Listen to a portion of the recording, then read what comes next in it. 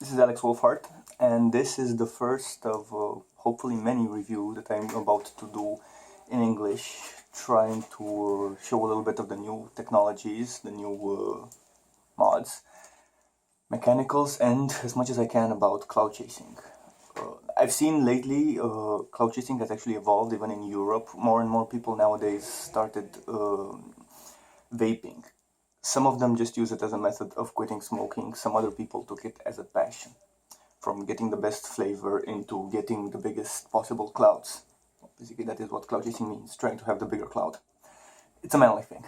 We gotta admit it. So, I've been looking around, I've been looking at what people are using, what are people doing and what they're saying, and I decided to make a few reviews to explain more in depth of some of the things we use and why we use them, and which ones are better, which ones are not so good.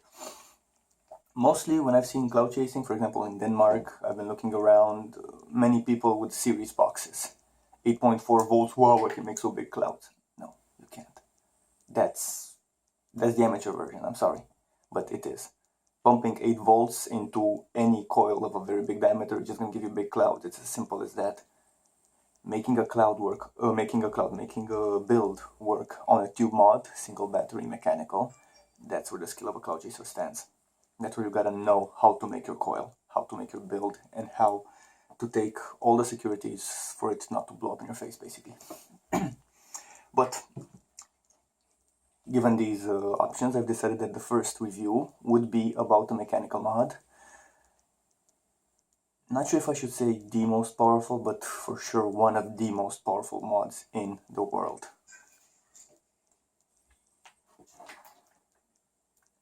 Limitless. I've recently found it here in Denmark. Really happy about it. It's a legend. Simple as that. It's simply a legend. In the past year and a half at least, all the biggest competitions in America were mostly won with Limitless. Biggest hard hitter on the market for a very long time. It was extremely expensive. It still is kind of expensive, but you get what you pay for. Actual bang for buck.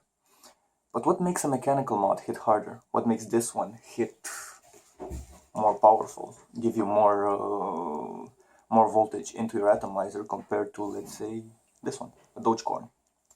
Well, first and foremost, the metals that we use. The mechanical mods are made of different metals, each of them having a conductivity.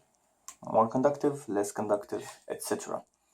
For example, right now, the most conductive metal that's being used in all the high-performance mechanical mods, all the high-quality mechanical mods, is oxygen-free copper.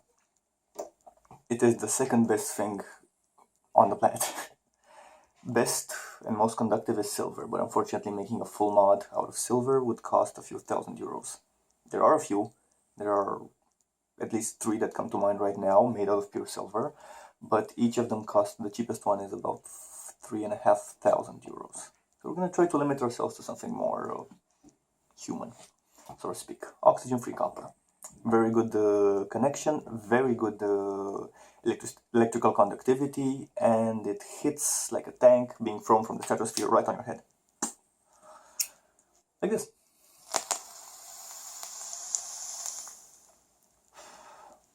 Pretty good, huh? Well, as I showed the Dogecoin earlier, Dogecoin was supposedly another mechanical, and I've dropped it yet again. Poor thing gets dropped all the time. The Dogecoin was a mechanical mod created, so to speak, for competitions, or so they bragged about it, but instead of using a very conductive material, they went with naval brass. Problem with naval brass, it doesn't conduct that well. Not even close. Conductivity level of naval brass is somewhere around 70, 100 being gold, the standard.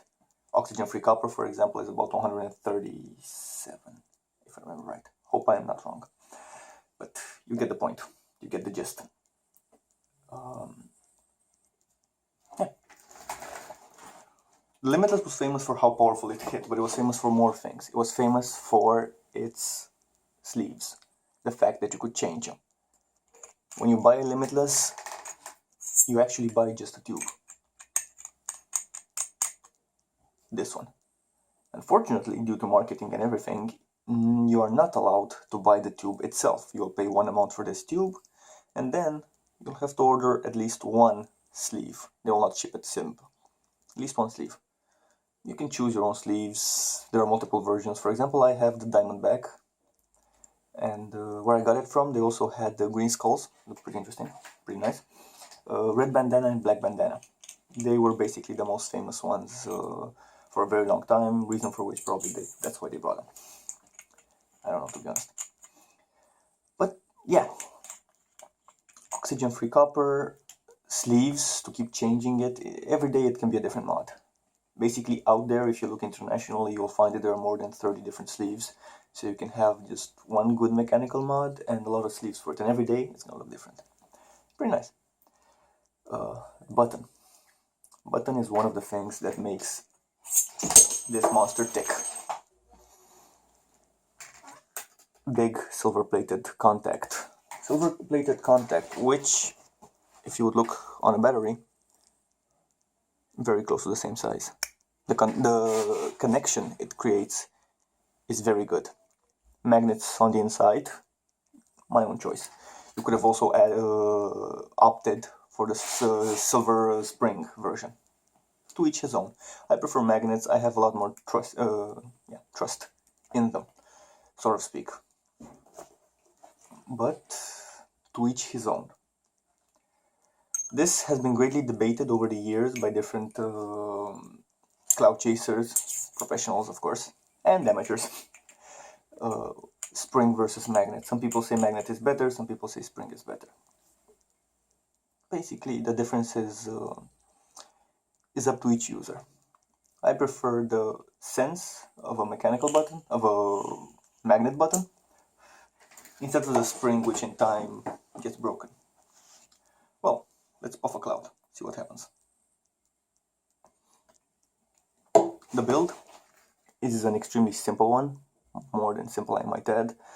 5 reps on 3.5 millimeters, 0.8 millimeter thickness stainless steel. Packs quite a punch.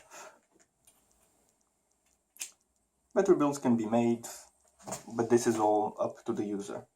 When it comes to cloud chasing, when it comes to making the biggest cloud, trying to get the best voltage out of your mechanical, it's not as easy as it looks. Not even close. Some people go, like me, for simple builds. Others try the more complex wires. They're going to try staggered fuse Claptons or whatever not, in order to receive whatever they want from it. Personally, I go for simple. Simple works.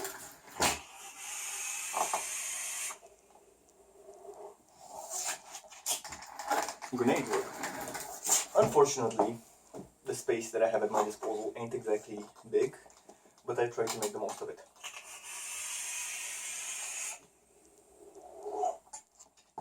And that one was far too up.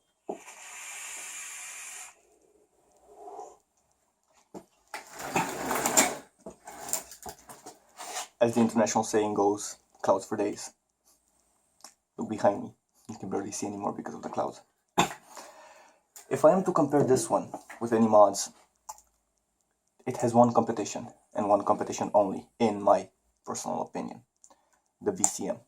That is the only mechanical mod that has been able to give a run for its money to the Limitless. None of the others were actually able to do this. They hit well, just not as well.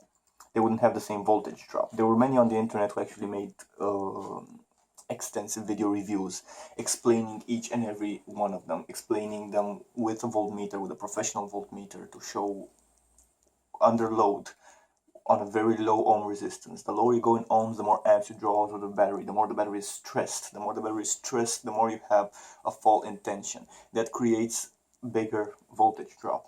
In such situations, the mechanical has to be really good, really good, in order to be able to provide the same amount of vapor and the same amount of of power, basically.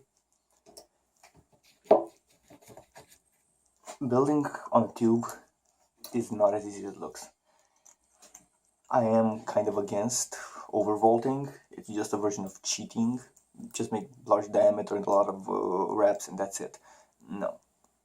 Real builds, it's complicated. Simply put. For everybody out there who wants to brag they're cloud chasers and they can make big clouds and stuff, prove it. Take a tube in your hand, take a dripper, anyone you want. I'm using a 200 kroner dripper, okay? That's as cheap as you can get. Still gives massive clouds. I have better ones also, but this one, very good, works. Like a charm. Yes. It's kind of hot now already, the build inside and the dripper itself. But I decided to put it a bit on the Dogecoin. And to see the differences. Oh, sorry. I have to rearrange it a little bit.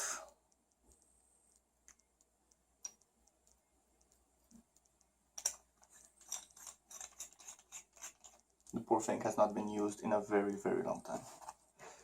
This one I still keep for show. It's nice. It looks very cute. But it does not give. Let me just put a bit more juice. Price range, we're talking about 200 or 300 kroner difference between the Dogecoin and the Limitless. But this one goes like this. And with a fresh new battery. Well, the other one I kind of played with. Remember? Let's see.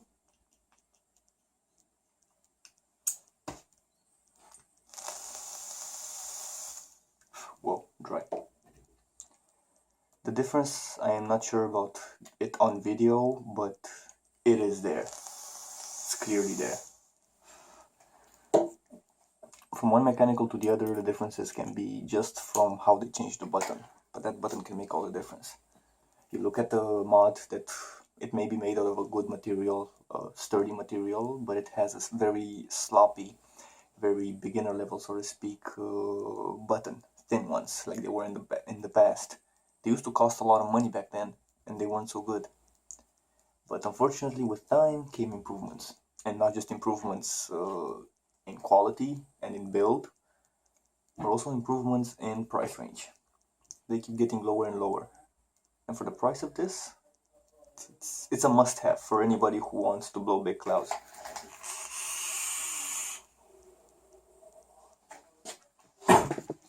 Or I could try one slower. As I said, the space doesn't really allow me much.